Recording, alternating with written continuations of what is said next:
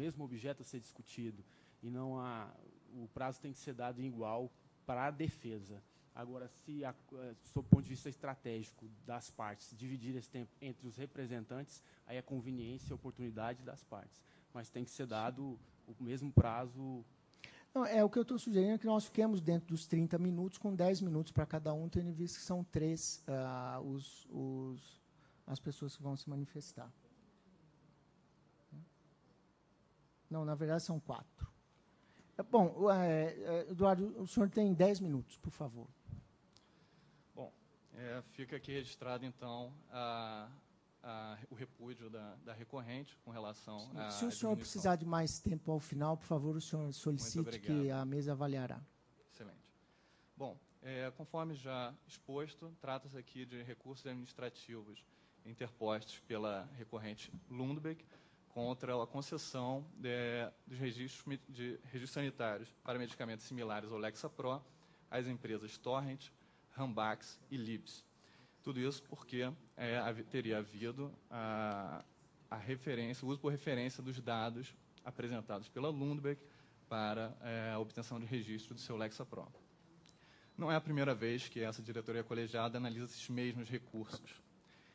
Esses mesmos recursos já foram, esses recursos já foi negado provimento em sessão fechada do dia 8 de abril, o que gerou a necessidade da recorrente de, inclusive, impetrar a MS perante a terceira vara federal, mas que, felizmente, uma vez notificada essa agência, imediatamente, de forma voluntária, resolveu anular aqueles julgamentos para, então, oferecer a possibilidade de sustentação oral às partes. Pois bem, lamentavelmente, a recorrente receia que essa não seja a última vez que esses recursos administrativos serão apreciados por essa diretoria colegiada. Isso porque não houve a prévia manifestação da Procuradoria da Anvisa, da Procuradoria Federal, sobre questão que é eminentemente de direito. E a RDC 25, no seu artigo 11, e também a Portaria 136, de 2011, no seu artigo 6º, estabelecem que, antes de qualquer julgamento pela diretoria colegiada, quando se tratar de questão de direito, necessária a análise prévia da Procuradoria e a aprovação de um parecer, o que não houve no caso. Daí, propõe a recorrente, desde logo, que seja suspenso esse julgamento para a prévia manifestação da Procuradoria, sob pena de nulidade. Não quer com isso, obviamente, a recorrente tecer qualquer suspeita ou, enfim, qualquer demérito em relação ao conhecimento jurídico dos diretores, mas isso é medida que se impõe pela própria administração, tendo em vista a necessidade constitucional de transparência, de imparcialidade, de impessoalidade. Daí, necessária a manifestação técnica da Procuradoria. Pois bem, nesse mistério, se superada essa questão, é importante ressaltar que os julgamentos anteriores incorreram num grave erro, partiram de premissa equivocada. Isso porque partiram da premissa de que teria havido um acesso franqueado pela Anvisa às empresas Ranbaxy, Torrent e Libs, o que, na verdade, nunca foi a argumentação da recorrente.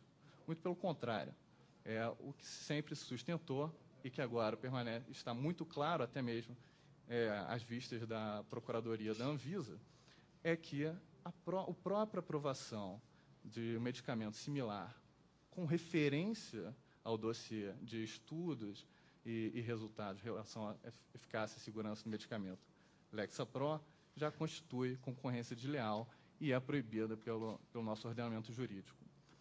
Nesse ponto, gostaria de ressaltar, inclusive, petições da Procuradoria da Anvisa em processo judicial, em trâmite perante a 7ª Vara Federal, que, no dia 9 de agosto de 2010, finalmente levou a discussão para aquilo que a recorrente vem falando há tanto tempo.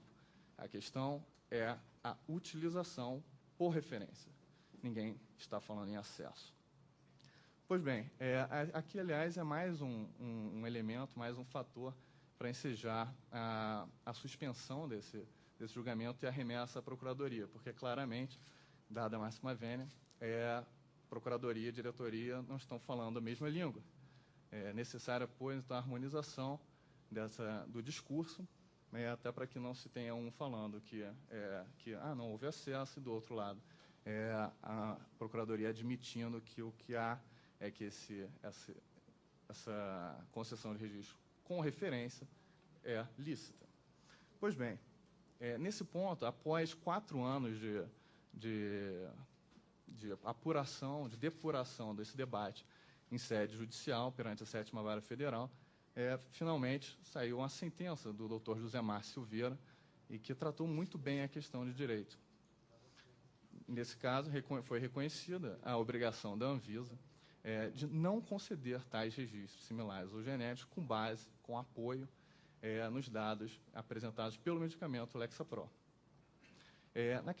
Nesse caso, se reconheceu que a força normativa que obriga a Anvisa a proceder de tal maneira, ou melhor, a não proceder, vem do artigo 195, inciso 14, da Lei da Propriedade Industrial e do 39.3 do Acordo TRIPS.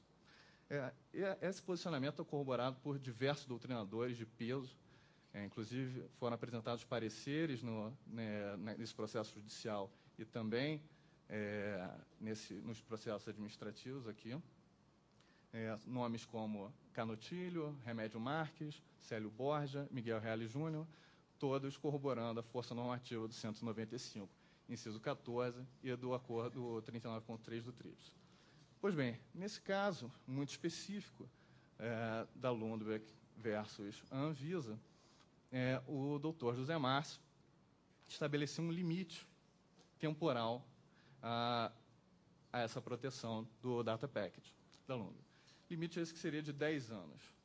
Pois bem, aqui é importante falar que ele recorreu à analogia do prazo da 10.603, que regula a proteção de data package para agrotóxicos e medicamentos veterinários. E aqui é um ponto importante salientar, porque a Lei 10.603, ela regula a concorrência desleal pelo uso dos dados. Ela não cria. A criação e a previsão de proteção data package no ordenamento brasileiro estão previstos no artigo 195.14 e no acordo 39, no artigo 39.3 do TRIPS. Pois bem, então ele fez uma aplicação por analogia do prazo para o que, dentro da perspectiva da Anvisa, seria pró-societate, porque teria facilitado o acesso dos medicamentos genéricos no mercado. Ou seja, passa a ter um prazo de 10 anos, em vez de um prazo eterno, que, inclusive, essa a posição já exarada há tempos, em 2001, pela própria missão permanente do Brasil junto à OMC, que, em documento oficial, confirmou que esse tipo de proteção, a vedação à concessão de registros sanitários com apoio em dados confidenciais, é vedada pelo 195.14 e que não há qualquer prazo para tanto. Pois bem, esse propalado interesse público de acesso à saúde, é importante que se diga que, em concreto, sequer se verifica. Isso porque, no caso da aceitação do prazo de 10 anos para a proteção, na maior parte das vezes, não haverá qualquer proteção para um medicamento em questão. Isso porque, como se sabe, a prática brasileira, o INPI dificilmente concede uma patente farmacêutica em menos de 10 anos. E aí sempre incide o parágrafo 40, ou o artigo 40, parágrafo único da Lei da Propriedade Industrial, que prevê um prazo de proteção patentária de 10 anos da concessão. Daí, dificilmente, em apenas pouquíssimos casos, haverá um prazo superior de proteção do data package em relação à proteção patentária. E esses não são meros argumentos retóricos. Basta analisar os dados que estão à mão de qualquer um para verificar, para chegar na mesma conclusão. Ou seja, o impacto real na política pública seria mínimo. E aqui eu me valo, então, de algumas informações, como, por exemplo, da análise da lista do Rename, dos 345 fármacos lá inseridos, apenas 2 foram concedidos há menos de 10 anos, tiveram registro concedido há menos de 10 anos. Ou seja, apenas 2 teriam alguma proteção pelo Data Package, foi considerado o prazo de 10 anos. Porém, esses 2 também estão protegidos por patente ou têm pedido de patente pendente. O mesmo pode-se falar de outros medicamentos sensíveis, como, por exemplo, os fármacos antirretrovirais, que dos 20, apenas 7 apresentam poderiam fazer jus a uma proteção de 10 anos pelo Data Package. Mas desses 7, 6 já estão protegidos por patente ou têm pedido de patente pendente. Também, analisado a lista dos medicamentos mais vendidos, fazendo uma fotografia de março de 2011, chegaríamos que, dos 300 medicamentos lá, apenas 8 faziam jus a qualquer proteção por Data Package. E destes, 6 também ou tem patente ou tem pedido de patente pendente com prazo superior. Então, na verdade, inexiste um risco à sociedade, um risco à política de acesso à saúde. Até porque o valor acesso à saúde ele não é informado apenas pela entrada rápida de genéricos no mercado. Por mais que isso possa parecer antipático, a verdade é que ninguém quer que simplesmente um remédio entre que não seja seguro, por exemplo. Ou não se quer também um mercado em que só tenham empresas genéricas, não haja mais interesse das empresas inovadoras que investem em pesquisa e testes de segurança e eficácia de novos medicamentos. Porque, então, o que as empresas genéricas copiarão? Nada. Então, na verdade, é preciso olhar com muito cuidado esse equilíbrio entre o acesso à saúde, o fomento à inovação e a proteção ao investimento. Isso foi muito bem feito nessa sentença do Dr. José Márcio, da 7ª Vara. Questão que, mais uma vez, frise essencialmente de direito. Daí porque é necessária a manifestação da Procuradoria. Portanto, gostaria de fazer a ponderação aqui de que, se isso não é interesse público, o que é? Não pode ser, não pode ser essa a política dessa agência. Essa agência não cria política, ela está adstrita à política que é estabelecida pelo Legislativo, e o intérprete maior, o intérprete da lei, sabemos todos, num Estado democrático de direito, é o Judiciário, que já deu sua resposta. Então, o que estamos aqui a pedir é que a Procuradoria se manifeste e que, com muito esmero, analise as questões de direito ali postas e que possa, então, apresentar um parecer de forma balizada nos argumentos jurídicos a instruir a decisão dessa diretoria colegiada. Então, na verdade, são essas considerações que gostaríamos de fazer. Só registrando que o senhor fez uso da palavra por 13 minutos. Eu concedo, então, a palavra à senhora Bruna Regulins, representante do Laboratório Torrent do Brasil.